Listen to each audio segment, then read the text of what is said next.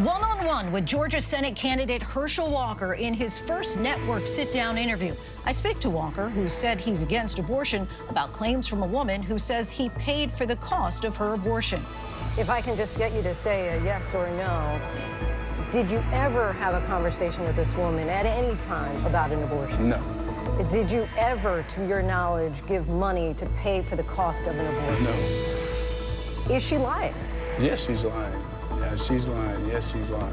The Republican candidate sits down for the wide-ranging interview on relationships with his children, domestic violence allegations, his football career, and what he'd prioritize if elected. A new wave of strikes against Ukraine. President Zelensky is accusing Russia of firing more than 100 cruise missiles and dozens of assault drones. The message today from President Biden and other G7 leaders during an emergency summit. Children rushed away in ambulances from a daycare after a carbon monoxide scare. First responders received a call of an unconscious child, but ended up transporting a total of 28 patients to the hospital. How firefighters discovered the leak. New developments for Adnan Syed, whose case gained national attention as part of the popular Serial podcast. Prosecutors in Baltimore have dropped murder charges against him. A legal analyst tells us what could happen next. Remembering the legacy of actress Angela Lansbury. She died at 96 years old following a career that spanned 7 decades and resulted in classics like Murder, She Wrote and Beauty and the Beast. Look back at her extraordinary life. As we celebrate Hispanic Heritage Month, meet the Latina Queens of Comedy. A group of barrier-breaking women describe how they're fighting to tell their stories and gain better representation in the entertainment industry. We have different communities, we have different likes, we have different everything. And the industry doesn't see it like that. Good evening, everyone. I'm Lindsay Davis. Thank you so much for streaming with us. The midterm elections are now 1 month away, and I'm just back from Atlanta, Georgia, where I sat down for an exclusive interview with Herschel Walker, the former football star, now locked in a bitter political fight that could determine which party controls the Senate. He has a name that everyone in the Peach State knows, a Heisman Trophy winner at the University of Georgia who went on to an all-pro NFL career. After football, he went into business and now politics, running as a Republican with the backing of his longtime personal friend, former President Trump. Walker hopes to unseat Georgia Senator Raphael Warnock, and polls show he's within striking distance of the Democrat. But our conversation comes with Walker on the hot seat, a pro-life candidate forced to respond to allegations that he paid for the cost of a woman to have an abortion, with his own son now speaking out publicly against him. Republicans are rallying around Walker, with 2 prominent senators, Rick Scott and Tom Cotton, attending an event today to show their support. Herschel Walker and Raphael Warnock will meet in their only scheduled debate this Friday, but not before I sat down with this candidate in his first network interview since the explosive allegations came to light. If I was training, I'm like...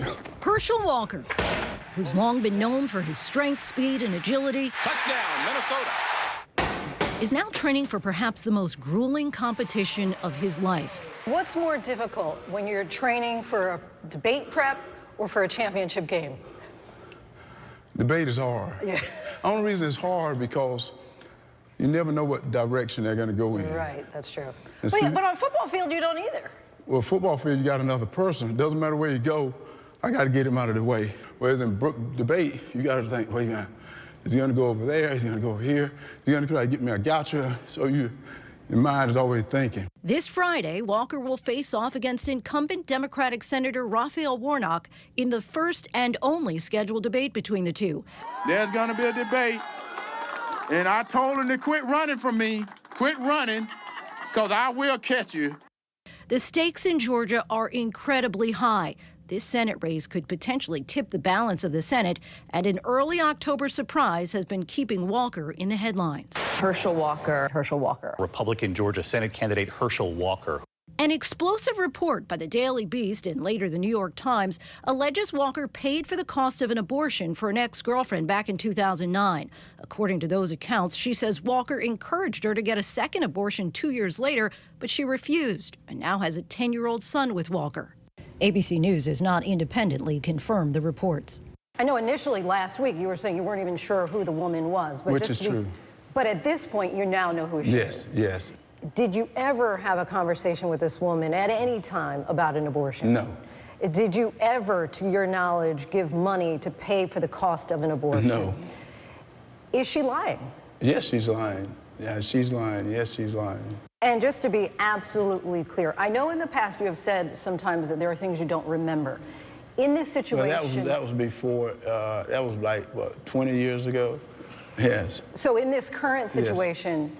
Are you saying a flat-out denial to any knowledge of an abortion, or is it possible it happened and you don't remember? Flat-out denial, lie.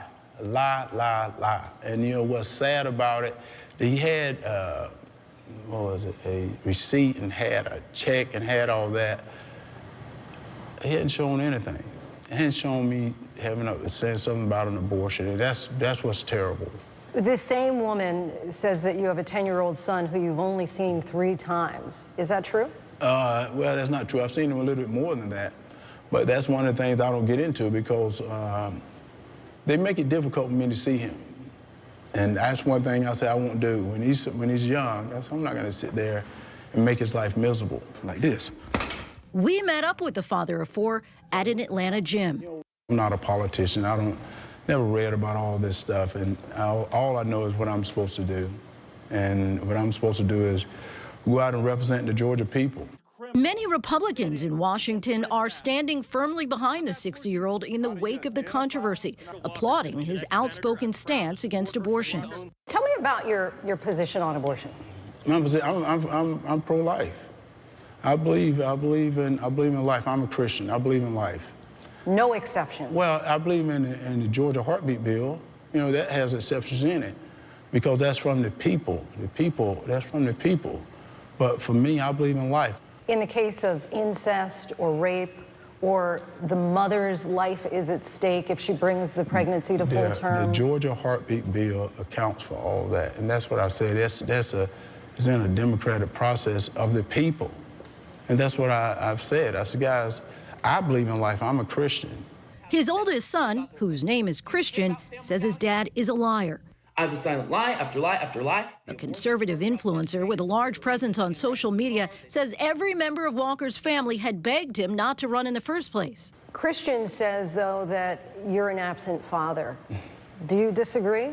Oh, I love Christian, and that's what's so funny. I love Christian, and I've always will love Christian. But I don't think anybody's questioning your love for your son. Well, they know I've been with my son through everything, and that's what I'm saying.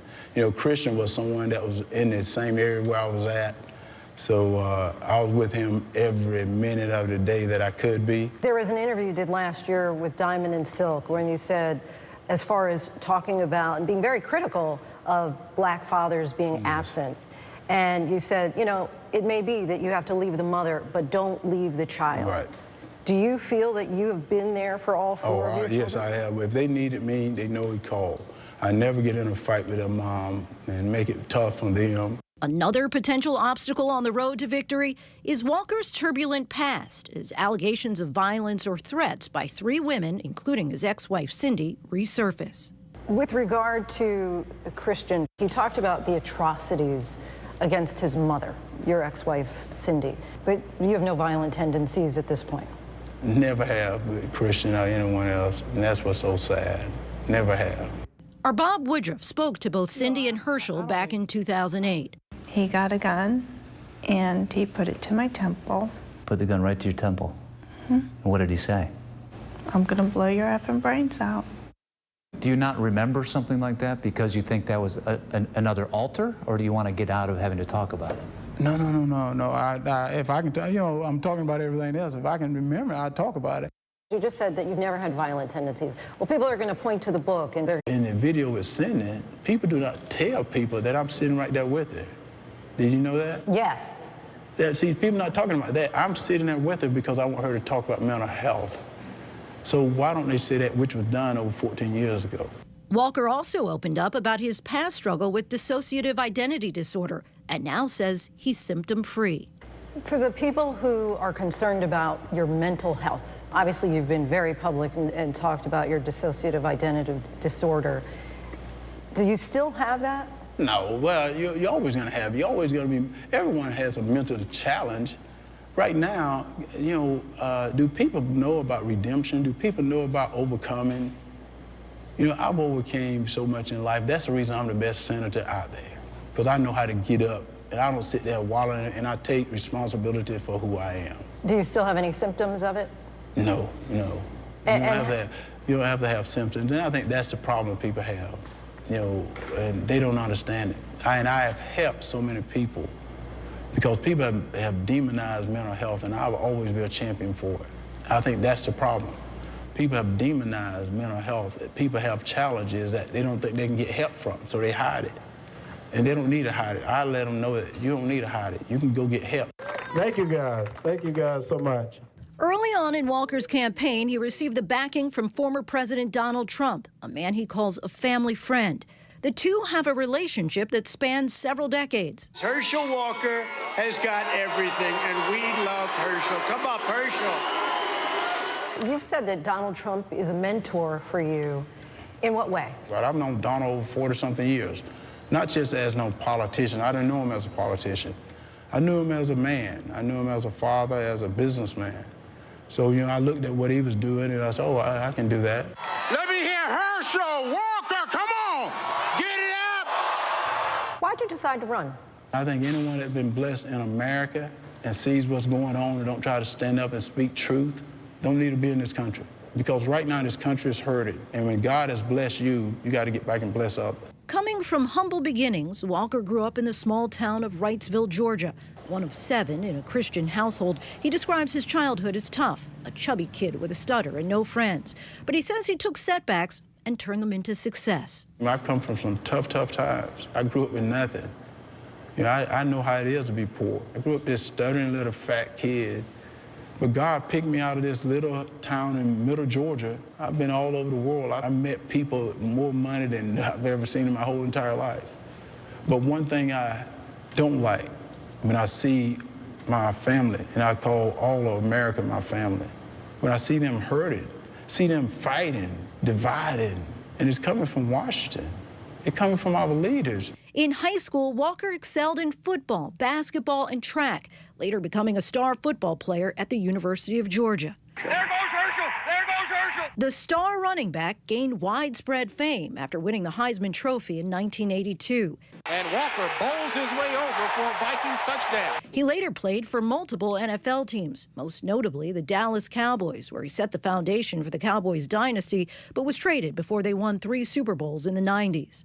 Walker transitioned from football to food distribution, using his entrepreneurial spirit to start his own business.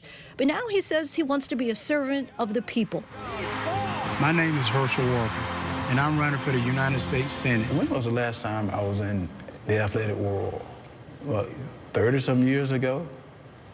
Well, my impact as a senator would be much better than my impact as an athlete. 4 weeks away from the election, the latest polls indicate Warnock leads this razor-thin race by just 2 points. This afternoon, Senators Rick Scott and Tom Cotton attended an event to show their support for the Senate hopeful. Hey, thank you. Thank you. But some of Walker's credentials and qualifications have been called into question, including claims that he graduated at the top of his class, that he trained with the FBI, and the overall success of his business. You don't have the experience in politics. What would you point to for people to say, you can trust me, you can elect me as your next senator because? Well, you can trust me because I've shown it time and time again. I have proven myself time and time again through my business experience. They lied. I've proven myself throughout the athletic world. You know what? I've competed on the highest level in everything I've ever done. On the highest level on everything I've ever done. You can't lie your way through that. You have to go out and you have to prove it through hard work. And that's what I've done. You're really passionate about this. I am. I told everyone, I'm not running because I want to be a senator. I'm running because I'm sick and tired. People are dying. People can't eat because of the people in Washington, what they're doing to people. And then they lie. This is not a new normal. Let's get it straight. This is not a new normal. The emotion that you're feeling, where's that coming from? Well, that comes from me being a competitor. I work. And they ask me, if I'm ready for this, I'm ready for this. If you ever seen me play, I can play. If you ever seen me fight, I can fight. No matter how hard they come, how hard I can fight. Boom! The whole story is, I'm an honest guy. And I do as I say and I say as I do. I've always done that in my life. That's the reason I'm who I am. That's where I'm at today. And as I said early on, and I hope you've been in sports know this, you can't lie your way to the top. You can only get so far and you get knocked down. You can't lie your way to the top. We reached out to the accuser and to Walker's son, Christian. Both declined to comment for now. And now to Ukraine, where Russia continued to pound civilian and infrastructure targets today. President Putin calls the latest attacks revenge for the weekend explosion on the bridge connecting Russia to annex Crimea. But at an emergency meeting of the G7 global leaders, including President Biden, forcefully condemned Putin, saying that his assault may be a war crime. They also heard directly from Ukrainian President Zelensky, who said he needs more air defense weapons now. ABC Chief Foreign Correspondent Ian Pannell is in Kharkiv.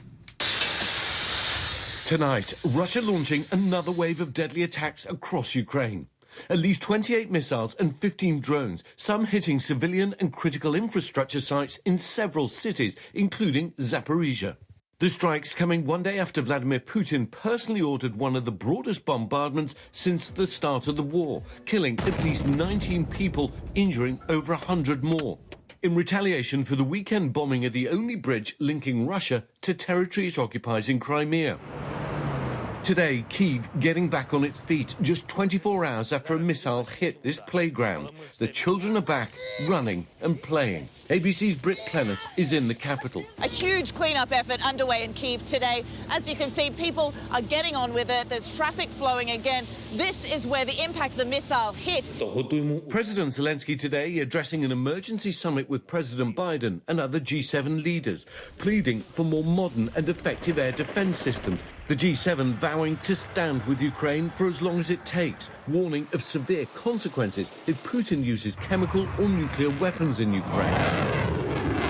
Tonight, President Biden asked, is Putin a rational actor? I think he is a rational actor who's miscalculated significantly. And tonight, new evidence of alleged Russian atrocities. A lot of obviously newly marked graves over here.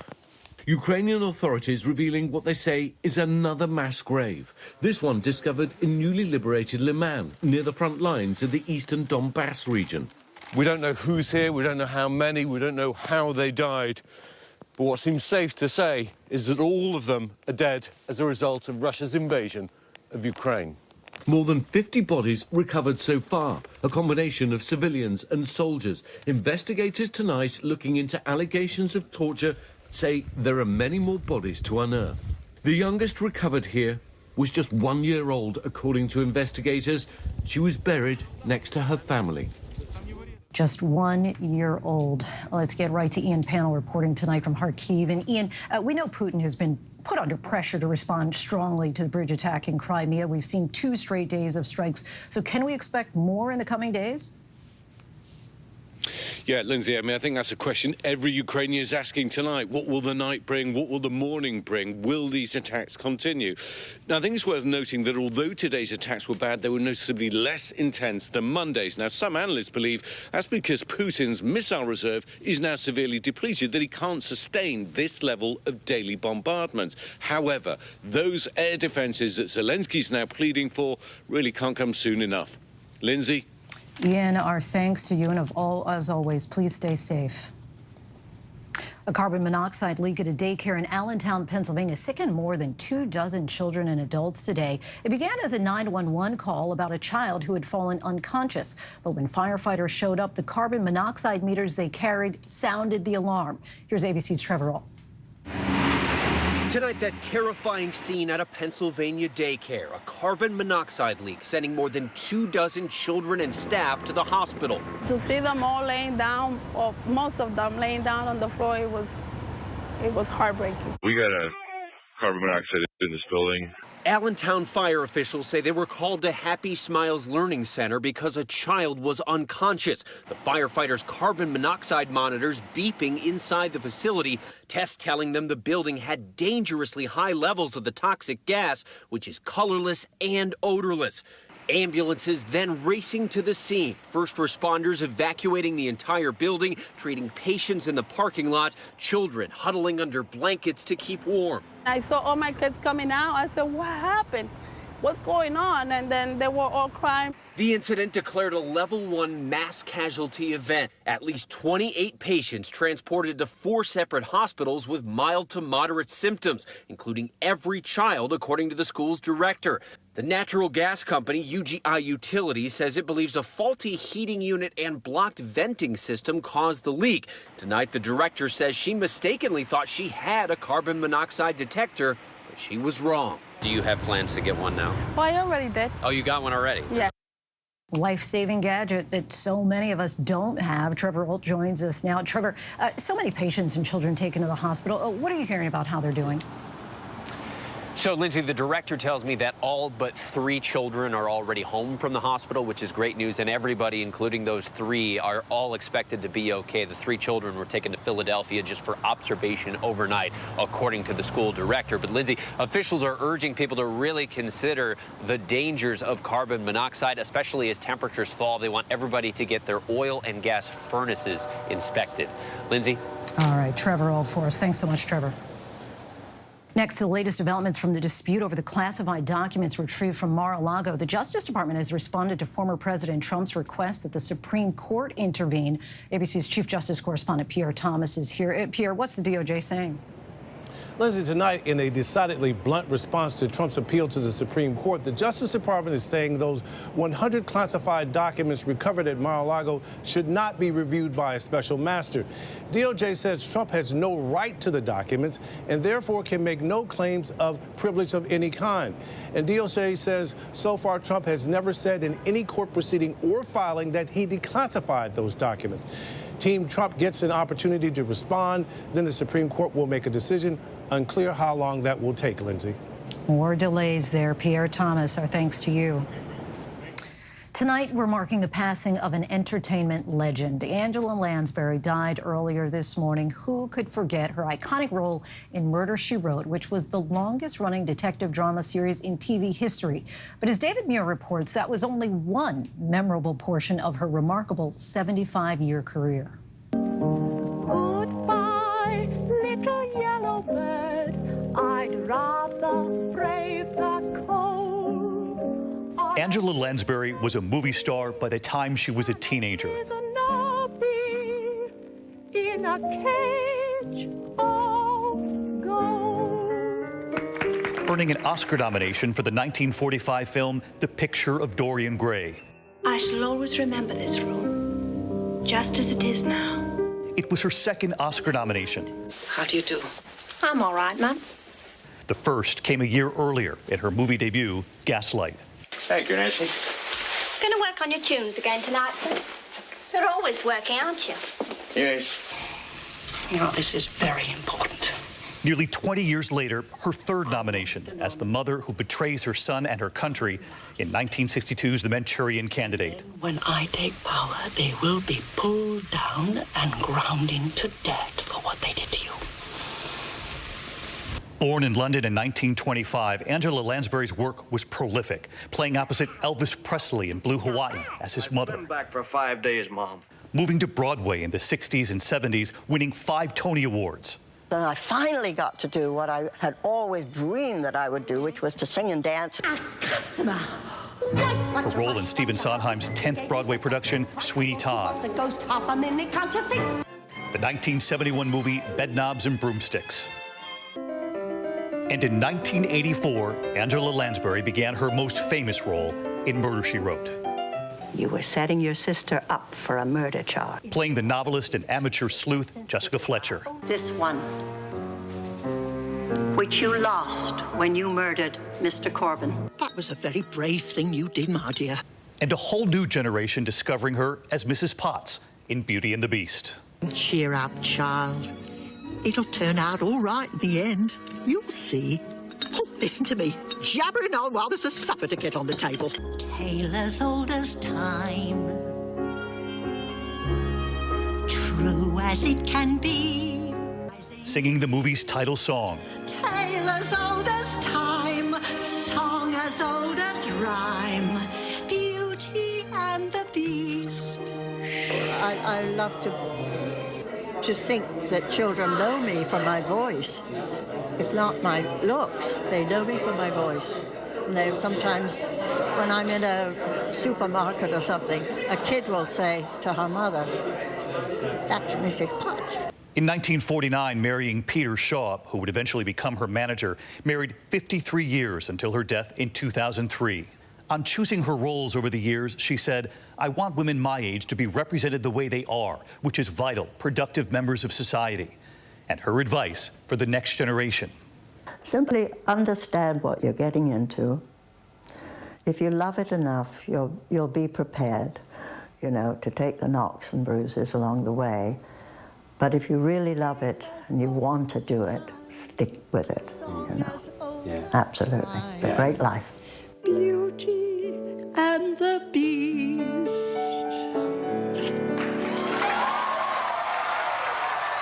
Timeless advice. And when we come back, a baby found inside a returned rental car, how long it took for someone to find him, and who's now facing charges. A group of Latina women are breaking new ground in the entertainment industry, how they're using their own experiences to create more positive representation. His case gained attention from a popular podcast. Now the murder charges against him have been dropped. The new evidence that secured Adnan Syed's release after 23 years in prison. This is ABC News Live.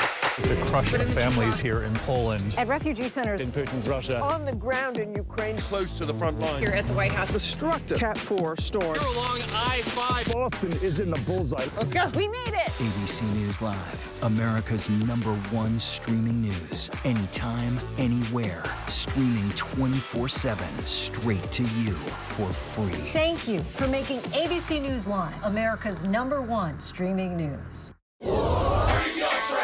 Bring them on. If only there was a place in the morning to start my day. With a smile, somewhere to help me get in the know. A place as spectacular as, well, me.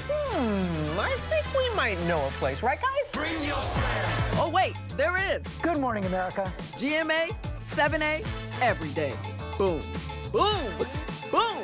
Good morning, Michael. Good morning, Robin. Good morning, America. How are you? Boom. Now that's how you start your day, people. All right, here we go. You ready?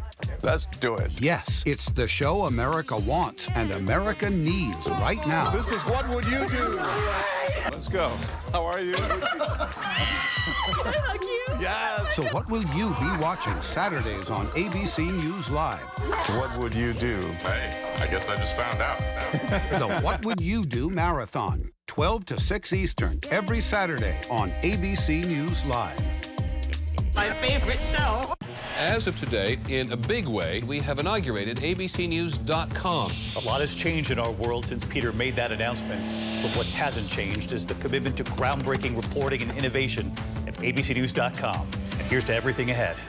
This is ABC News Live Prime. Thanks so much for streaming with us. Live reporting, breaking news, exclusives, award-winning, powerful, eye-opening. ABC News Live Prime with Lindsay Davis, streaming weeknights. With so much at stake in our world right now, we wanted to thank you for your trust and for making ABC News America's #1 news. And thank you for making ABC News Live America's #1 streaming news. With so much at stake, so much on the line, more Americans turn here than any other newscast. ABC News World News Tonight with David Muir, America's #1 most watched newscast across all of television. America is being poisoned with fentanyl, and we don't even know it. Just heard my wife screaming. She told me they had just died. 50 to 100 times more potent than morphine. Keep breathing, come on. It's poison. It's pure poison. A few grains of salt worth of fentanyl will kill you. Just my agency has seized enough to kill the entire country. ABC News Live presents Poisoned, America's Fentanyl Crisis. The powerful series, streaming free on ABC News Live. Employees at the Daytona Beach, Florida Hertz rental car got much more than they bargained for when they discovered a toddler left in the back seat of a return vehicle. The child, who was described as scared and hot, was in there for about 45 minutes. Fortunately, she was found in good condition. The child's grandfather, who was babysitting at the time, was charged with 1 count of child neglect. Police say he was extremely remorseful and has been cooperative with their investigation. Now to the latest developments in a case that captivated millions as part of the wildly successful Serial podcast. Prosecutors have dropped charges against Adnan Syed. He was convicted in the 1999 killing of Hae Min Lee. But that conviction was overturned last month when a judge ruled the state violated its obligation to share evidence that could have bolstered Syed's defense, including the possibility of other suspects. So what led to the decision to drop all of the charges and what could happen next? ABC News legal contributor Shauna Lloyd joins us now for a closer look. Always good to have you on the show, Shauna. What evidence did they use to clear Syed of these charges, and could they have found it years before now? Well, it depends, right? So they found several pieces that helped get us to this point. First, there were 2 suspects that were never disclosed to the defense that they knew about at the time. So that is information that they had, that they held, instead of turning that over to the defense. What we found out recently is also DNA evidence also precluded him from being one of the persons that was in contact with her body. So that evidence is new evidence because that type of DNA testing wasn't available at the time that this trial first occurred. Does this decision to drop the charges mean it's a wrongful conviction that will be cleared from his record? As of right now, once they vacate a conviction, you're back to where you started. The fact that these prosecutors have declined to prosecute any further means that he can now move for a court to go ahead and give him a certificate of innocence, and he will go back to where he was before all of this began. Adnan's attorney has said that they aren't thinking of filing a civil case yet, but he did spend 23 years in prison. Does he have a good chance of receiving a settlement? He really does, Lindsay. There is a wrongful conviction fund specifically for these types of instances. When you have someone who has lost this many years of their life, the state has an act that says that they are required, once it's proven, to compensate those types of persons. And so he would be the type of person that would typically apply for this fund. Could any legal action be taken against former prosecutors or investigators in this case? You know, it really could, because this is prosecutorial misconduct. This could be a bar complaint. There are a number of things that could be brought against the original prosecutors in this case because of the laws that they violated by not disclosing this evidence that they knew could have helped his case. And that is a very big violation on behalf of the original prosecutors. And as you know, Hae Min Lee's family has filed an appeal. What are they asking for, and could it result in Syed being charged again?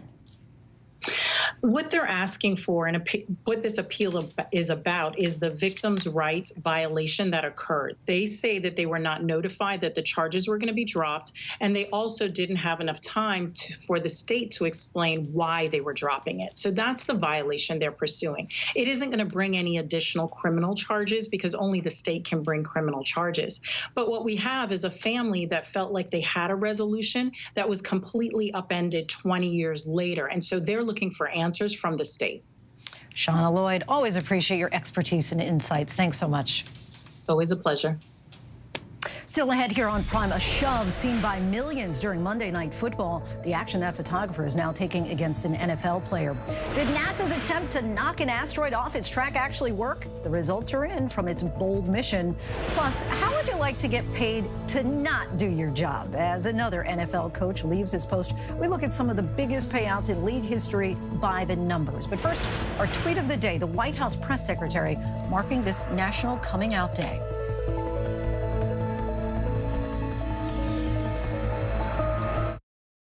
All right, here we go. You ready? Let's do it. Yes, it's the show America wants and America needs right now. This is What Would You Do? Let's go.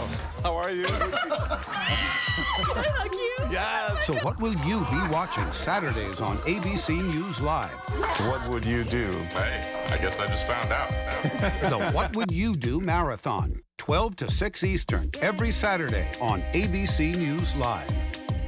My favorite show. This is ABC News Live. The crush of families here in Poland. At refugee centers In Putin's Russia. On the ground in Ukraine. Close to the front line. Here at the White House. Destructive Cat 4 storm. Here along I-5. Boston is in the bullseye. Let's go. We made it. ABC News Live, America's #1 streaming news. Anytime, anywhere. Streaming 24/7, straight to you for free. Thank you for making ABC News Live America's #1 streaming news. America is being poisoned with fentanyl, and we don't even know it. Just heard my wife screaming. She told me they had just died. 50 to 100 times more potent than morphine. Keep breathing, come on. It's poison. It's pure poison. A few grains of salt worth of fentanyl will kill you. Just my agency has seized enough to kill the entire country. ABC News Live presents Poisoned, America's Fentanyl Crisis. The powerful series, streaming free on ABC News Live. Bring them on. If only there was a place in the morning to start my day. With a smile, somewhere to help me get in the know. A place as spectacular as, well, me. I think we might know a place, right, guys? Bring your friends. Oh, wait, there is. Good morning, America. GMA, 7A, every day. Boom, boom, boom. Good morning, Michael. Good morning, Robin. Good morning, America. How are you? Boom. Now that's how you start your day, people. Ready for election night, I'm ready for debate night, I'm ready for it all. This midterms is really important. Hi, everyone. We're going to run you ragged. What would George do? We're working on it, George. We're going to make you proud. As of today, in a big way, we have inaugurated abcnews.com. A lot has changed in our world since Peter made that announcement. But what hasn't changed is the commitment to groundbreaking reporting and innovation at abcnews.com. And here's to everything ahead. Welcome back, everyone. Carolina Panthers coach Matt Rule, once hailed as the team builder the struggling franchise needed, is out. But getting fired might not be so rough if you've got the right contract. Here's a look at football coaches with losing records and winning contracts by the numbers. Rule was shown the door this week after his 1-4 start to the season failed to show promise of improving the team's losing streak under his more than 2 years of leadership. But the once much hyped coach, whose 7-year contract for $62 million sent shockwaves through the NFL, won't be leaving any money on the table. He'll be getting more than $40 million over the next 2 years to do absolutely nothing. Over in the NCAA, ousted college coaches are also reaping rewards for their losses. Wisconsin coach Paul Chryst is getting an $11 million buyout after being fired earlier this month. Fired Nebraska coach Scott Frost is getting nearly $16 million to not coach the Huskers. And former Arizona State coach Herm Edwards is fighting the terms of his dismissal to get paid the $8 million remaining on his deal. Meanwhile, at Texas A&M, $86 million is how much the school would have to pay coach Jimbo Fisher to leave. The school hired him in 2018 with promises of playoffs and titles. So far, he's failed to deliver, but the Aggies seem to be opting to keep him on the field rather than suffer the astronomical cost of a buyout. Shocking sums of money for a few. It would appear that failure does pay. And we still have lots to get to here on Prime tonight. We're 4 weeks away from Election Day with control of Congress hanging in the balance. Our partners at 538 show us where the race stands. Plus, the trial for an actor from a hit comedy, why he's facing the possibility of life in prison. But first, a look at our top trending stories on abcnews.com.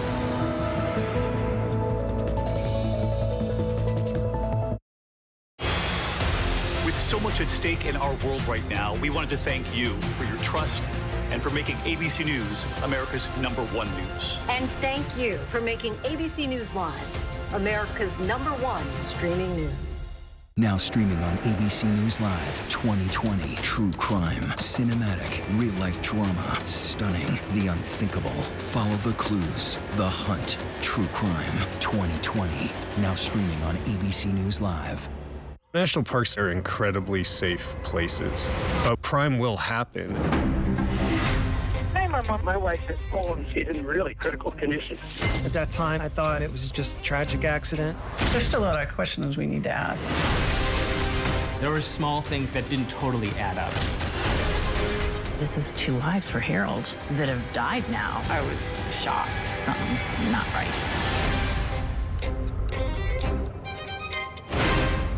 Admit it.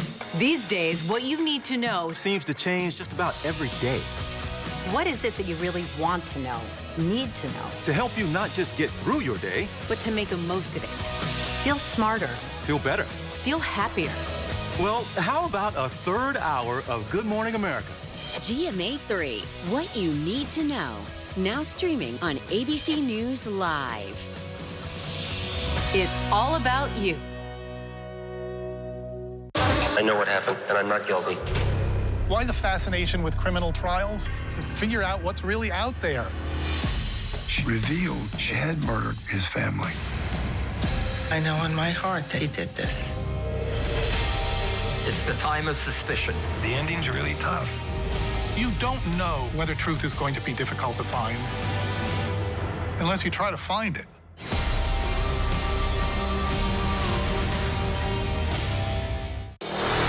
America's #1 news, ABC News.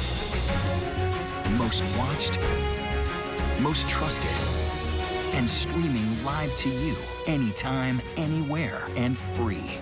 This is ABC News Live, America's #1 streaming news, free to you 24/7. Watch America's #1 news whenever you want it, wherever you are, anytime. ABC News Live, streaming live and free on all platforms.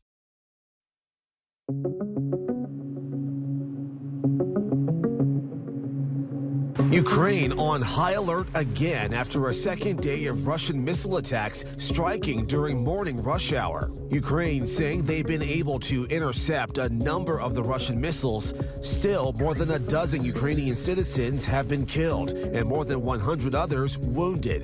Civilian centers, parks, and playgrounds left smoldering in ruins. Ukraine's President Zelensky meeting virtually with G7 leaders, including President Biden, pressing for more air defense systems to counter Russian airstrikes and for tougher sanctions on the Kremlin. Zelensky underscoring he does not believe successful peace talks are possible with Russian President Putin. The U.S. and the G7 pledging to stand with Ukraine for as long as it takes. It's a no from railroad workers who have rejected President Biden's deal meant to address demands for better working conditions. 57% of the nation's third largest freight rail union voting against the deal. The president of that union saying railroaders do not feel valued. The rejection renewing the possibility of a strike if both sides can't come to an agreement within the next month. The White House releasing a statement saying in part the president remains focused on avoiding a shutdown and pledges to support the parties in their efforts. Danny Masterson, the former star of That 70s Show, now on trial. Jury selection underway as the actor faces 3 counts of felony rape, accused of attacking 3 women between 2001 and 2003 while they were all members of the Church of Scientology. Masterson pleading not guilty and maintaining that the sex was consensual. If convicted, he could face 45 years to life in prison. The women initially hesitant to come forward, saying they feared retribution from the church. In September, Masterson filing a motion to exclude all evidence related to the Church of Scientology. But the judge this week saying, while this is not going to become a trial on Scientology, she'll allow some evidence to be presented. Star Las Vegas Raiders receiver Devonte Adams facing backlash for his actions following his team's loss on Monday Night Football. Adams was walking off the field in Kansas City when he shoved a worker carrying equipment to the ground as he walked in front of him. Adams later apologized. That was just frustration mixed with him running and literally just running in front of me, and that was shouldn't have responded that way, but that's how I initially responded, so I want to apologize to him for that. ESPN reports the credentialed employee shoved by Adams filed a report with Kansas City police and was taken to the hospital afterward. King Charles III's coronation is now set. Buckingham Palace has announced the ceremony for the new king and his wife, the Queen Consort Camilla, will take place May 6th of next year at Westminster Abbey. Charles is already king, having taken over upon Queen Elizabeth's death in September. But this coronation will be the formal ceremony where he will be anointed, blessed, and consecrated by the Archbishop of Canterbury. It will be the first coronation since his mother's own ceremony in 1953. Just 2 weeks after scientists watched the DART spacecraft slam into this asteroid at 14,000 miles per hour, we're now learning more about how that historic test went. NASA confirms that DART successfully changed the targeted asteroid's trajectory. Millions watched as the refrigerator-sized spacecraft locked in on its target, a 500-foot space asteroid named Dimorphos. And though Dimorphos posed no threat to Earth, its conditions made for a perfect test run, with NASA hoping to prepare for a potential doomsday scenario. Today marks 4 weeks until Election Day, and we are joined now by Galen Druk from our partners at 538 to break down where the race for the midterm stands. Thank you so much for returning again. Every Tuesday, love to have you here. Let's focus in on the Senate race and remind us again of the current numbers, the most recent up-to-date from 538 about the likely control of the Senate? So there is a 67% chance that Democrats will keep control of the Senate, and therefore a 33% chance that Republicans will take control of it. And to put those numbers in some kind of perspective, in professional basketball, players make a free throw shot about 70% of the time. So you can consider Democrats' chances of keeping the Senate to be slightly worse than a professional basketball player making a free throw shot. And I just had a chance, that's a great analogy, by the way, just had a chance to sit down. We're going to turn it to football, right? Because the football star Herschel Walker turned entrepreneur, turned now politician. Explain why, in that hotly contested state of Georgia, why that might come down so critically as far as who's going to control, which party is going to control the Senate. Absolutely. I will try to dig up a football statistics for the next time we chat. But currently, according to our forecast, Georgia is the likeliest tipping point state in the Senate, which is to say it's the state that's most liable to put one party or the other over the edge in terms of winning a majority. Nevada is the second likeliest tipping point state. So to illustrate just how significant Georgia is, if Herschel Walker manages to win that election in Georgia, Republicans' chances of winning the Senate overall go up to 62%. That's up from 33%, as I just mentioned, where the sort of base level odds are. On the other hand, if his Democratic opponent, Raphael Warnock, manages to win, the odds of Democrats controlling the chamber overall go up to 86%. So as you can see from these odds here, for both parties, it's a really high stakes election. Of course, Herschel Walker now trying to turn the page from those allegations that have dogged him now for more than a week, that he allegedly paid the cost of a woman's abortion. Give us a sense of how scandals have traditionally impacted races, and also the state of play currently between him and Raphael Warnock. Absolutely. I think there's some sense that as American politics have become more polarized, that scandals shape voters' views to a lesser degree, meaning they're less likely to sway from one politician to the other based on a scandal. According to our research looking at historical data, that's not really the case. And we can actually see it play out in the Georgia Senate race. So right now, Herschel Walker is trailing his Democratic opponent, Raphael Warnock, by about 4 points. But let's compare that to how another statewide Republican candidate is doing in Georgia, Governor Brian Kemp. He is currently leading his Democratic challenger, Stacey Abrams, by about 6 points. So there's about a 10-point gap in there. Some of that certainly has to do with the fact that Herschel Walker has already faced significant scandals coming up to this point. So that differential in candidate quality is playing out in the polls. And today, Brian Kemp has an almost 90% chance of winning re-election, whereas Herschel Walker has about a 40% chance of winning his election. So ultimately, scandals do really matter, as much as we may get jaded sometimes about all that. 538's Galen Drickwood, thank you so much, as always, for coming on. Thanks for having me.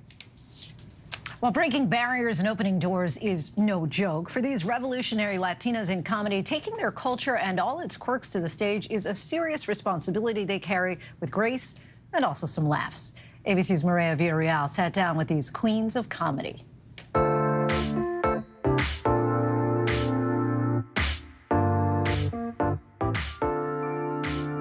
This is my first time being at the Laugh Factory here in Hollywood. Okay. I would imagine you guys have been here plenty of times. Yes. Last time I was here, I was running a 5-minute set to try to do a late-night set for TV, which I did not get. It's a really fun time. I started doing stand-up Labor Day 2003.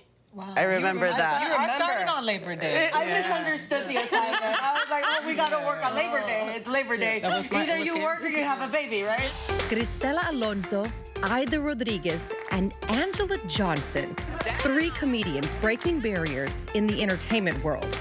Our conversation was frank and very funny. For me, this feels like a girl gang right now, a brown girl gang, if I can, you know? How often are you guys together?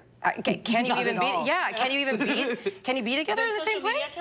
Yeah, I mean, does it not work that way? No, it doesn't work that way at all. There's always this comparison thing when it comes to women, and it's always been like that. I'm always speaking their names because Melissa Villaseñor, Gina Brillon are the only other two. Yeah. We're like the only touring headliners. Yeah. You know what I mean? Those headlining specials getting laughs from Cristela in Middle Classy on Netflix. I grew up in a mixed status family. If you guys don't know what that is, that means that half of us were documented, half of us were undocumented, and we're not telling you which one's which. Aida in Fighting Words on HBO Max. I'm half Puerto Rican and half Dominican. And I didn't know I was half Dominican until I got older, because they didn't tell me. They broke it to me like it was bad news. And Angela in Not Fancy on Netflix. I'm Mexican, so I think Mexicans are at the top because we have the best food. We're not even like the best in the Latino foods. Like, we jumped into regular food category. Their comedy is rooted in their own stories, their own experiences as Latinas. How important is it to make sure that you guys, on every set that you do, every show, you have to weave in your roots? I think it's just we write from real life. It's safer now, right?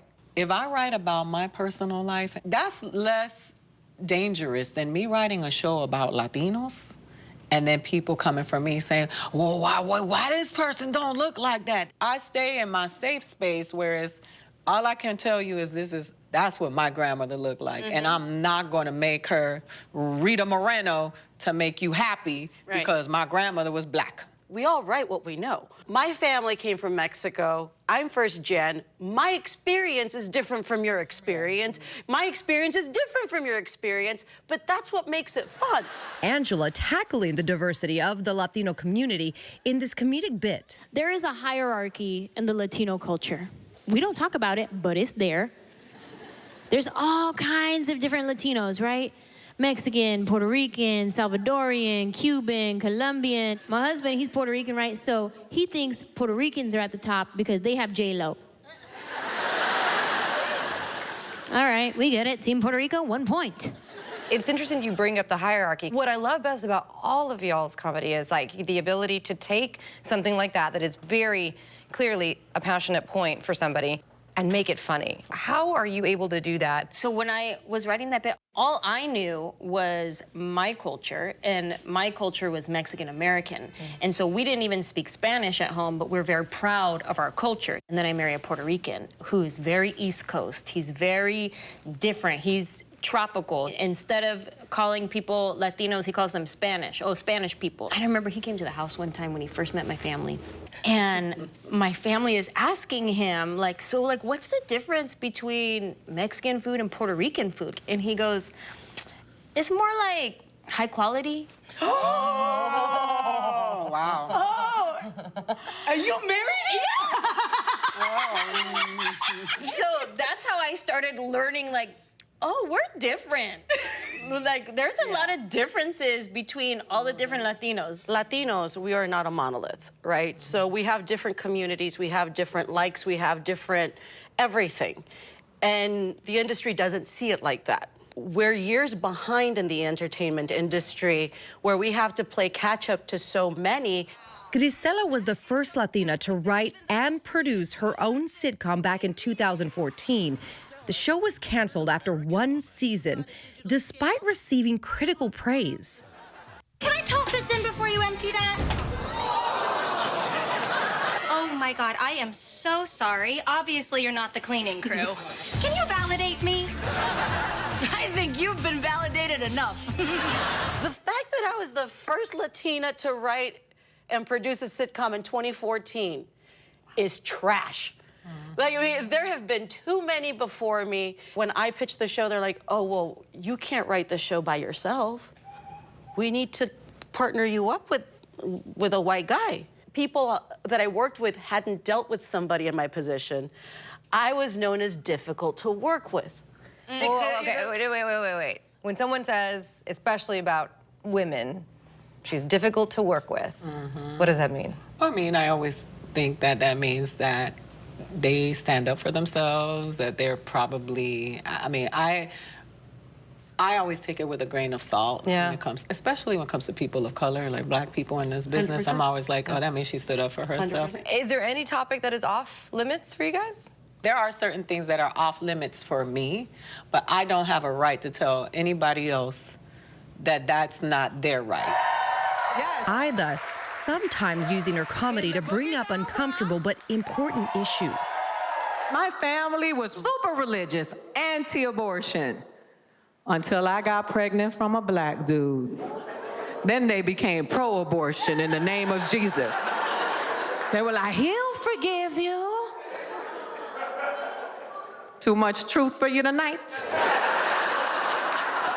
Why does that kind of comedy work to where you kind of cringe and you laugh at the same time? Like, it's a little bit of both, you know? It's rooted in it's truth. Yeah. During a year of the tragic Uvalde shooting, the growing number of migrants at the border, the perpetual purgatory DACA recipients are living in, their comedy, a treatment for so many. Why does it feel like now more than ever, comedy is essential? We have had to laugh through all of our traumas. That is part of who we are culturally. We either have to laugh or we cry. And that is, you know, the way that we process our pain sometimes. Yeah, I feel like sometimes we have to break up what's happening. Like there's this like powerful stream, this river of water just flooding with like all the trauma, all the news, this shooting, this like all the bad stuff just going down, and you just get rushed away with it if you let it. And I feel like sometimes the joke is like that big log that falls right in the middle of it, and it just kind of like breaks it up a little bit. Back in June, Crisela brought the women together to help raise money for the victims of the Uvalde mass shooting. With the Uvalde shooting, I wanted a fundraiser because it was hours from where I grew up, but also to represent that you can do what you want, but we will always move past it. We are strong, and with pain comes joy. So, Cristela, I just saw Cristela and I saw Atia. I had not seen Atia before when she started talking and doing her fingers. And I was like, we are the Tias now. Yeah, we are the Tias. Ooh, that could be the name of the girl gang. The Tias. Thank you all so much, first of all, for letting me be a part of the Tias and the Titis.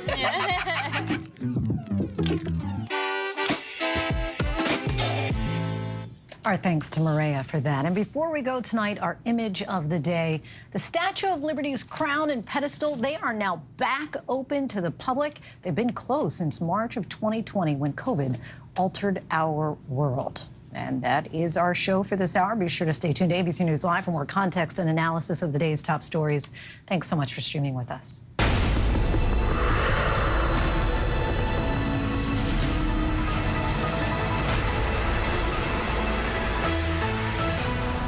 Next hour, we're staying on top of a few things. More fallout over leaked audio of the Los Angeles City Council, why one leader is now taking a leave of absence.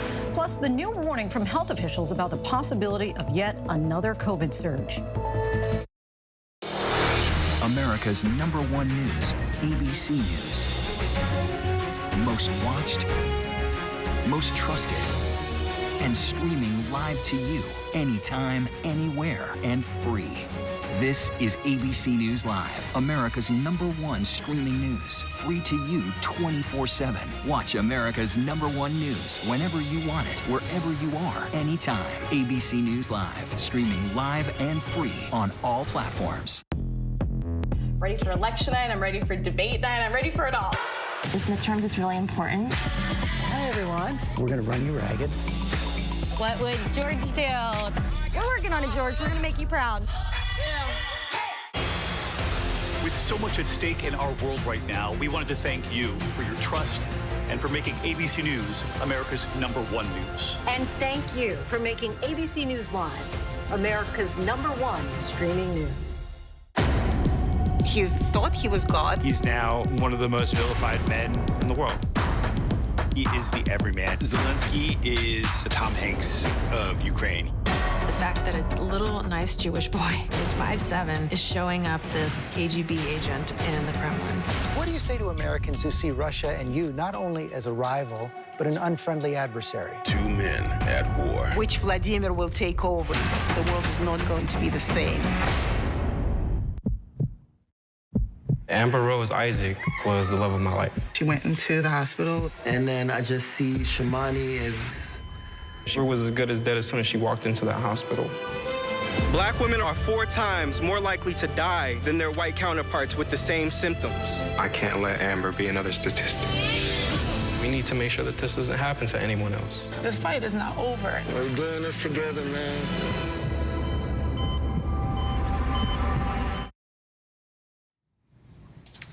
Hey there, I'm Lindsay Davis. Thanks so much for streaming with us. We're monitoring several developments here at ABC News at this hour. Health officials tonight are on alert for a possible new COVID surge heading into the fall and winter. White House COVID response coordinator Dr. Ashish Jha says they are tracking the rise of several new Omicron subvariants, which may evade immunity and some treatments. Dr. Jha says the newly updated vaccine should provide a high degree of protection against serious illness. Just last week, Dr. Anthony Fauci warned not to be surprised if a new variant emerges this winter. Former Los Angeles City Council President Nury Martinez announced she is taking a leave of absence from her position after a recording emerged of her making racist and offensive comments about fellow council members. Martinez had already resigned from her role as City Council President, but remained a member of the council. British actress Angela Lansbury, whose career spans 7 decades and earned her an honorary Academy Award, has died. Lansbury is best known for her role as mystery writer Jessica Fletcher in the popular TV series Murder, She Wrote. According to her children, she died peacefully in her sleep in Los Angeles. She was 96 years old. Now to our exclusive interview with Georgia Senate candidate Herschel Walker. With 1 month to Election Day, Republicans are rallying around Walker as he tries to unseat Raphael Warnock in a race that could determine control of the Senate. But the candidate is fending off allegations that challenge both his character and his public position against abortion. If I was training, I'm like... Herschel Walker, who's long been known for his strength, speed, and agility. Touchdown, Minnesota. Is now training for perhaps the most grueling competition of his life. What's more difficult when you're training for a debate prep or for a championship game? Debate is hard. Yeah. The only reason it's hard because you never know what direction they're going to go in. Right, that's true. And But, see, but on a football field, you don't either. well, football field, you got another person. It doesn't matter where you go. I got to get him out of the way. Whereas in debate, you got to think, wait a minute. Is he going to go over there? Is he going to go over here? Is he going to try to get me a gotcha? So your mind is always thinking. This Friday, Walker will face off against incumbent Democratic Senator Raphael Warnock in the first and only scheduled debate between the two. There's going to be a debate. And I told him to quit running from me. Quit running, because I will catch you. The stakes in Georgia are incredibly high. This Senate race could potentially tip the balance of the Senate, and an early October surprise has been keeping Walker in the headlines. Herschel Walker. Herschel Walker. Republican Georgia Senate candidate Herschel Walker. An explosive report by the Daily Beast and later the New York Times alleges Walker paid for the cost of an abortion for an ex-girlfriend back in 2009. According to those accounts, she says Walker encouraged her to get a second abortion 2 years later, but she refused and now has a 10-year-old son with Walker. ABC News has not independently confirmed the reports. I know initially last week you were saying you weren't even sure who the woman was. But Which is true. But at this point, you now know who she is. Yes. Did you ever have a conversation with this woman at any time about an abortion? No. Did you ever, to your knowledge, give money to pay for the cost of an abortion? No. Is she lying? Yes, she's lying. Yeah, she's lying. Yes, she's lying. And just to be absolutely clear, I know in the past you have said sometimes that there are things you don't remember. In this situation... Well, that was before, that was like, what, 20 years ago?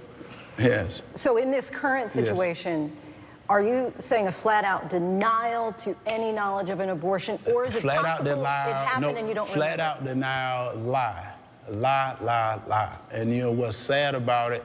He had, what was it, a receipt and had a check and had all that. He hadn't shown anything. He hadn't shown me saying something about an abortion, and that's what's terrible.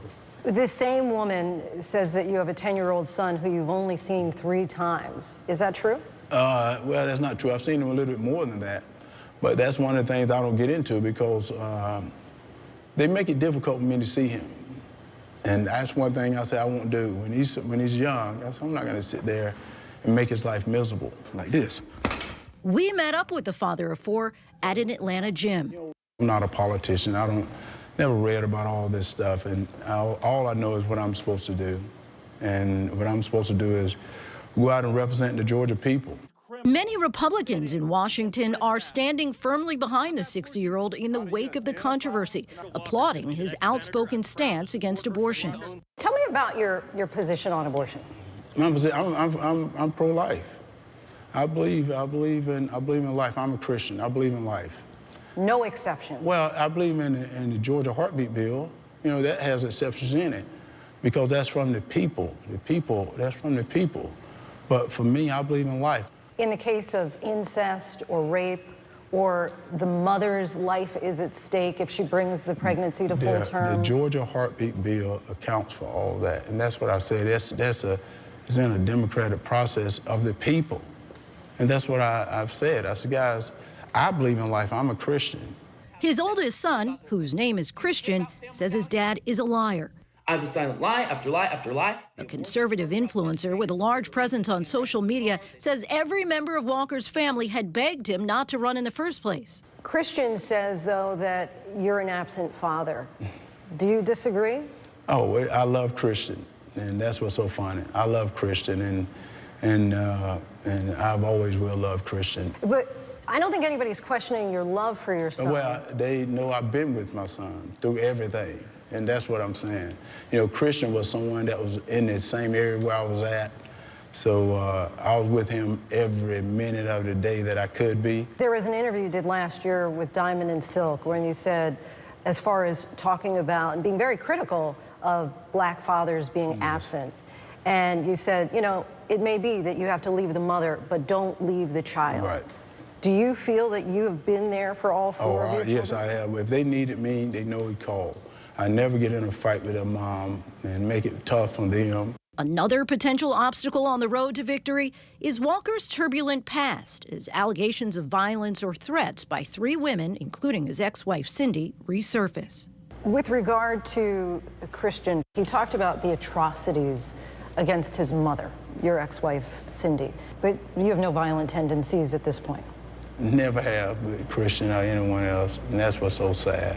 Never have. Our Bob Woodruff spoke to both Cindy and Herschel back in 2008. He got a gun, and he put it to my temple. Put the gun right to your temple? Mm-hmm. What did he say? I'm gonna blow your effing brains out. Do you not remember something like that because you think that was another altar, or do you want to get out of having to talk about it? No.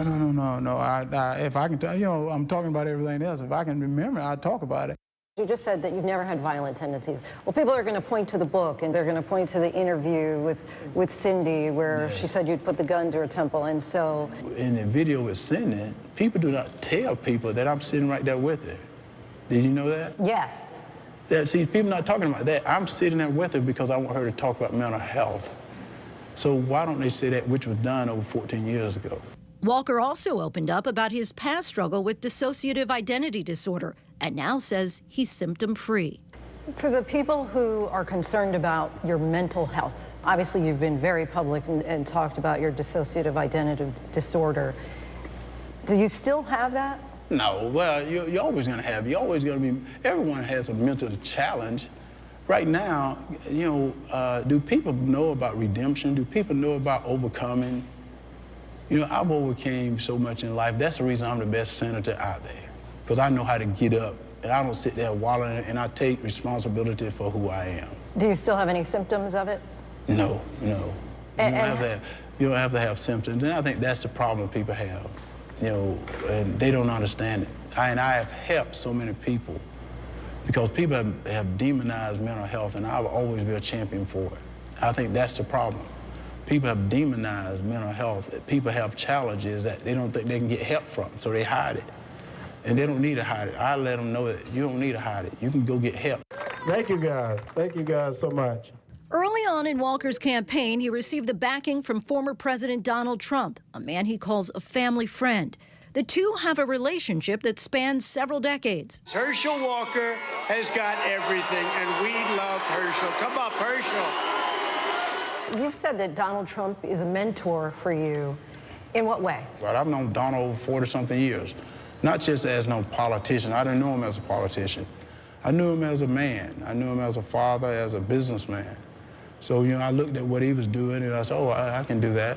Let me hear her. Herschel Walker, come on, get it up. Why'd you decide to run? I think anyone that's been blessed in America and sees what's going on and don't try to stand up and speak truth don't need to be in this country. Because right now this country is hurting. And when God has blessed you, you got to get back and bless others. Coming from humble beginnings, Walker grew up in the small town of Wrightsville, Georgia. One of 7 in a Christian household, he describes his childhood as tough, a chubby kid with a stutter and no friends. But he says he took setbacks and turned them into success. I've come from some tough times. I grew up with nothing. You know, I know how it is to be poor. I grew up this stuttering little fat kid. But God picked me out of this little town in middle Georgia. I've been all over the world. I met people with more money than I've ever seen in my whole entire life. But one thing I don't like when I see my family, and I call all of America my family, when I see them hurted, see them fighting, divided, and it's coming from Washington. It's coming from our leaders. In high school, Walker excelled in football, basketball, and track, later becoming a star football player at the University of Georgia. There goes Herschel, there goes Herschel. The star running back gained widespread fame after winning the Heisman Trophy in 1982. And Walker bowls his way over for a Vikings touchdown. He later played for multiple NFL teams, most notably the Dallas Cowboys, where he set the foundation for the Cowboys dynasty, but was traded before they won 3 Super Bowls in the 90s. Walker transitioned from football to food distribution, using his entrepreneurial spirit to start his own business. But now he says he wants to be a servant of the people. My name is Herschel Walker, and I'm running for the United States Senate. When was the last time I was in the athletic world? What, 30-some years ago? Well, my impact as a senator be much better than my impact as an athlete. 4 weeks away from the election, the latest polls indicate Warnock leads this razor-thin race by just 2 points. This afternoon, Senators Rick Scott and Tom Cotton attended an event to show their support for the Senate hopeful. Hey, thank you, thank you. But some of Walker's credentials and qualifications have been called into question, including claims that he graduated at the top of his class, that he trained with the FBI, and the overall success of his business. You don't have the experience in politics. What would you point to for people to say, you can trust me, you can elect me as your next senator because? Well, you can trust me because I've shown it time and time again. I have proven myself time and time again through my business experience. They lied. I've proven myself throughout the athletic world. You know what? I've competed on the highest level in everything I've ever done. On the highest level on everything I've ever done. You can't lie your way through that. You have to go out and you have to prove it through hard work. And that's what I've done. You're really passionate about this. I am. I told everyone, I'm not running because I want to be a senator. I'm running because I'm sick and tired. People are dying. People can't eat because of the people in Washington, what they're doing to people. And then they lie. This is not a new normal. Let's get it straight. This is not a new normal. The emotion that you're feeling, where's that coming from? Well, that comes from me being a competitor. I work. And they ask me, if I'm ready for this, I'm ready for this. Have you ever seen me play, I can play. Have you ever seen me fight, I can fight. No matter how hard they come, how hard I can fight. Boom! The whole story is, I'm an honest guy. And I do as I say and I say as I do. I've always done that in my life. That's the reason I'm who I am. That's where I'm at today. And as I said early on, and I hope you've been in sports know this, you can't lie your way to the top. You can only get so far and you get knocked down. You can't lie your way to the top. We reached out to the accuser and to Walker's son, Christian. Both declined to comment for now. President Biden joined an emergency G7 meeting today amid Russia's latest assault on several Ukrainian cities. The world leaders condemned Putin's attacks on civilian targets and warned of severe consequences if Russia deploys chemical or nuclear weapons. At the same time, Ukrainian President Zelensky made it clear what he needs. ABC News chief foreign correspondent Ian Pannell reports tonight from Kharkiv. Tonight, Russia launching another wave of deadly attacks across Ukraine. At least 28 missiles and 15 drones, some hitting civilian and critical infrastructure sites in several cities, including Zaporizhia. The strikes coming one day after Vladimir Putin personally ordered one of the broadest bombardments since the start of the war, killing at least 19 people, injuring over 100 more. In retaliation for the weekend bombing of the only bridge linking Russia to territory it occupies in Crimea. Today, Kyiv getting back on its feet just 24 hours after a missile hit this playground. The children are back, running and playing. ABC's Britt Clennett is in the capital. A huge clean-up effort underway in Kyiv today. As you can see, people are getting on with it. There's traffic flowing again. This is where the impact of the missile hit.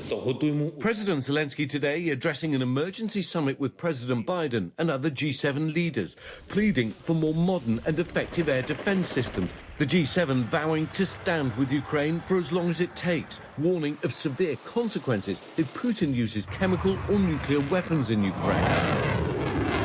Tonight, President Biden asked, is Putin a rational actor? I think he is a rational actor who's miscalculated significantly. And tonight, new evidence of alleged Russian atrocities. A lot of obviously newly marked graves over here. Ukrainian authorities revealing what they say is another mass grave. This one discovered in newly liberated Liman, near the front lines of the eastern Donbass region. We don't know who's here, we don't know how many, we don't know how they died. But what seems safe to say is that all of them are dead as a result of Russia's invasion of Ukraine. More than 50 bodies recovered so far, a combination of civilians and soldiers. Investigators tonight looking into allegations of torture say there are many more bodies to unearth. The youngest recovered here was just 1 year old, according to investigators. She was buried next to her family. Just 1 year old. Our thanks to Ian for that. A carbon monoxide leak at a daycare in Allentown, Pennsylvania, sickened more than 24 children and adults today. It began as a 911 call about a child who had fallen unconscious, but when firefighters showed up, the carbon monoxide meters they carried sounded the alarm. Here's Trevor Ault. Tonight, that terrifying scene at a Pennsylvania daycare, a carbon monoxide leak sending more than 24 children and staff to the hospital. To see them all laying down, or most of them laying down on the floor, it was heartbreaking. We got a carbon monoxide in this building. Allentown fire officials say they were called to Happy Smiles Learning Center because a child was unconscious. The firefighters' carbon monoxide monitors beeping inside the facility, tests telling them the building had dangerously high levels of the toxic gas, which is colorless and odorless. Ambulances then racing to the scene. First responders evacuating the entire building, treating patients in the parking lot, children huddling under blankets to keep warm. I saw all my kids coming out. I said, what happened? What's going on? And then they were all crying. The incident declared a level 1 mass casualty event. At least 28 patients transported to 4 separate hospitals with mild to moderate symptoms, including every child, according to the school's director. The natural gas company, UGI Utilities, says it believes a faulty heating unit and blocked venting system caused the leak. Tonight, the director says she mistakenly thought she had a carbon monoxide detector, but she was wrong. Do you have plans to get one now? Oh, I already did. Oh, you got one already? Yeah. Life-saving to have. Those are thanks to Trevor. Turning to the major update in a case that made national headlines. Victory for Adnan Syed. Charges dropped. Case closed after he spent 23 years in prison for murder. Syed was the subject of the podcast Serial. Now there's new information about DNA tests. Here's Eva Pilgrim. How do you feel, Adnan? Tonight, charges dropped. Baltimore prosecutors deciding not to retry Adnan Syed. I instructed my office to dismiss the criminal case against Adnan Syed following the completion of a second round of touch DNA testing of items that were never tested before. Those items include a skirt, shoes, and jacket. The DNA results ruling out Syed as a suspect. Syed spent 23 years in prison for the murder of his ex-girlfriend, Hae Min Lee. Syed's case gaining national attention on the award-winning podcast Serial that questioned whether he was the true killer. I mean, no way I had absolutely nothing to do with Hae's murder. Last month, his conviction was overturned. 41-year-old Syed walking free for the first time, but placed on home detention. And today, Syed is spending time with loved ones without an ankle monitor. He is elated. He is joyful. He is still processing this. Our thanks to Eva for that. And still to come, a decade ago, she was shot by Taliban in Pakistan in retaliation for her activism. Now she's back for the first time. Why Malala decided to return. And the warning about an aggressive form of cancer that can be difficult to diagnose and treat. What you should know about inflammatory breast cancer.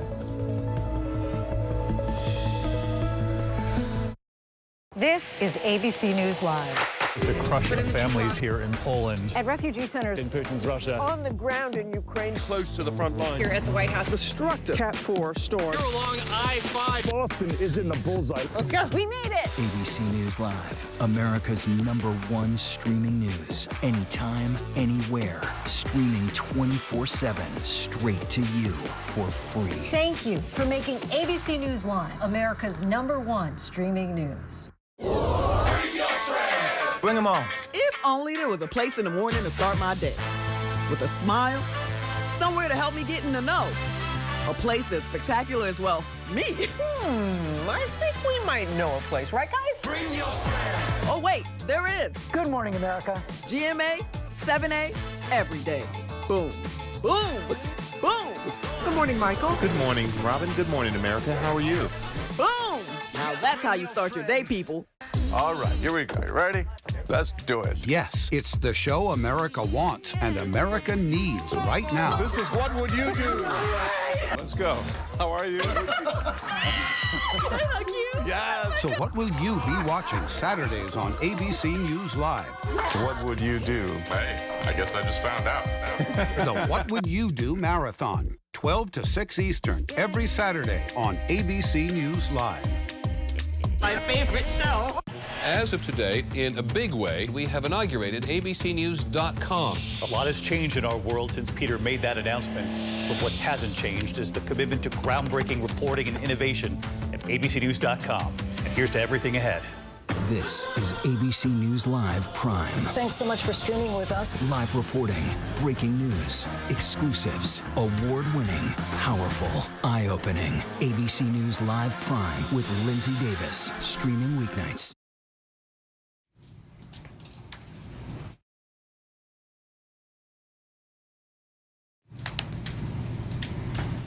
Welcome back. We're tracking several headlines around the world. Nobel Peace Prize winner Malala Yousafzai returned to Pakistan a decade after surviving a Taliban assassination attempt. She was just 15 when she was shot in the head for speaking out for the rights to allow girls to go to school. Now 25, she has returned to help flood victims in Pakistan. Just yesterday, girl students were shot at, their driver killed while in a school van in her native Swat Valley. The U.S. has brokered a historic breakthrough between Israel and Lebanon that would end a dispute over their shared maritime border, paving the way for natural gas production and reduce the risk of war between the enemy countries. The agreement would mark a major breakthrough in relations between Israel and Lebanon, but the deal still faces some obstacles, including legal and political challenges in Israel. More than 24 people are dead across Central America after Julia dumped heavy rainfall, leading to floods so intense people latched onto branches to withstand the current. Guatemalan authorities estimated the groundwater saturation could last up to 3 more days. Now to Breast Cancer Awareness Month, and we're highlighting an aggressive form of the disease that can be difficult to diagnose. It's known as inflammatory breast cancer. Now a top researcher is sounding the alarm in hopes of saving more lives. Here's ABC's Deborah Roberts. In January of 2013, Catrice Nolan was on top of the world. Then, a 37-year-old busy mom of 3 and engineer, she'd recently launched her own consulting company. It was a great time figuring out how to make this business happen and juggling life as a mom and as a wife. But one day, while playing with her son, Catrice noticed her left breast was swollen. By that night, there was definitely a noticeable change in the size of my left breast. She says her doctor suspected an infection, so Catrice began antibiotics and also got a mammogram. The results were inconclusive and the swelling continued. Then came a devastating diagnosis: inflammatory breast cancer, or IBC. My first thought was, well, what's going to happen with my kids if I'm not here? Catrice soon got more difficult news. IBC accounts for only about 1 to 5% of all breast cancers in the U.S., and the overall 5-year survival rate is estimated at 40%. But that depends on the stage and the person's health. IBC also tends to occur more frequently in Black women under 40 and may be difficult to spot on a mammogram. Inflammatory breast cancer basically present with redness of the breast and it's swollen, actually. There's 4 stages in breast cancer. So IBC diagnosis automatically categorized as 3. 1/3 will have stage 4. So it is fairly advanced at the time of the diagnosis. It is truly an aggressive cancer. Yes, but we could do something about it. You just have to work with the right specialist, and there's always a great chance to help. Turn your palms down. That help often starts with this woman, Terry Arnold, who created the IBC Network Foundation 11 years ago after she says she experienced months of misdiagnoses. I wanted to network with other women to learn because there was this void. Terry's mission to help fund IBC research and give more women support and resources. We need to share our stories, but we also need to encourage proper treatment, diagnosis tools, so it isn't such a scary thing, and we can have more successes. Catrice says she turned to the IBC Network Foundation to help understand her treatment plan, and in March of 2013 began chemotherapy, followed by a mastectomy and 33 rounds of radiation. It was that group that helped me to navigate this and essentially helped save my life. Name your forward, Kelsey, please. Now, nearly 10 years and no signs of cancer, Catrice is savoring precious moments with the family she'd always dreamed of. It is a disease that is survivable, but when you notice a change in your breasts, you cannot deny that change. You have to go seek help. Such an important message. Our thanks to Deborah Roberts for that. And still to come, a young woman breaking barriers, starting quarterback for her Wisconsin high school team, how she's inspiring others to follow her lead one play at a time.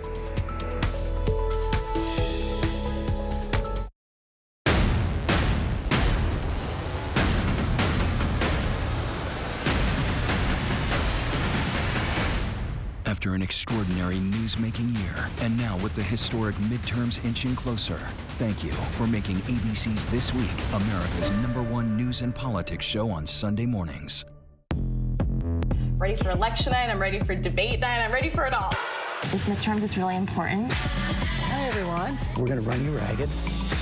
What would George do? You're working on it, George. We're gonna make you proud. This is ABC News Live Prime. Thanks so much for streaming with us. Live reporting, breaking news, exclusives, award-winning, powerful, eye-opening. ABC News Live Prime with Lindsay Davis, streaming weeknights. Ready for a little GMA-ish promo? Okay, here we go. GMA 7A every day with Robin, George, and Michael. That's how you start the day. Boom! America's #1 news, ABC News. Most watched, most trusted, and streaming live to you anytime, anywhere, and free. This is ABC News Live, America's #1 streaming news. Free to you 24/7. Watch America's #1 news whenever you want it, wherever you are, anytime. ABC News Live, streaming live and free on all platforms. Finally tonight, taking the field and breaking barriers. The starting quarterback for Pewaukee, Wisconsin high school's team is a young woman, and she's blazing her own trail. Kendall Keys from our partner station, WISN, brings us into the stands for tonight's Local Lowdown. A packed house for Pewaukee's homecoming and senior night game. And one player, she's changing the game. I've always called her my girl boss since day one. Ava Matz under the Friday night lights and starting under center. Like, I know our boys at first were kind of like, you're playing football, but now I don't think they could see me anywhere else. Head coach Justin Frisky says Matz is a leader on the team. Ava's just Ava. And I think a lot of people are just like, well, that's what Ava does. And it's kind of a regular thing. And to be honest, that might be the most powerful thing of it, is that it's not a novelty and it's not some kind of fad that she's on the football team. Matz blazing her own trail while inspiring others along the way. Can't be prouder, love her to death. She'll remember this forever, and I'll remember this forever. At first, it was a little kind of like hard to kind of be like, where is my place? Do I get to speak up? Like, where is my role? And now being a senior, like, I realize my role is to speak up and to be included and, to like help others find their place too.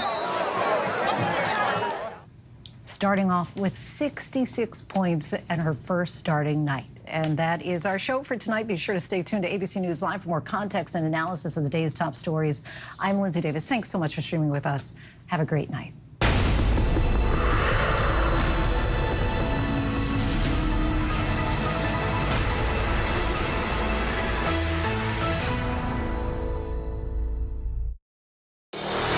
America's #1 news,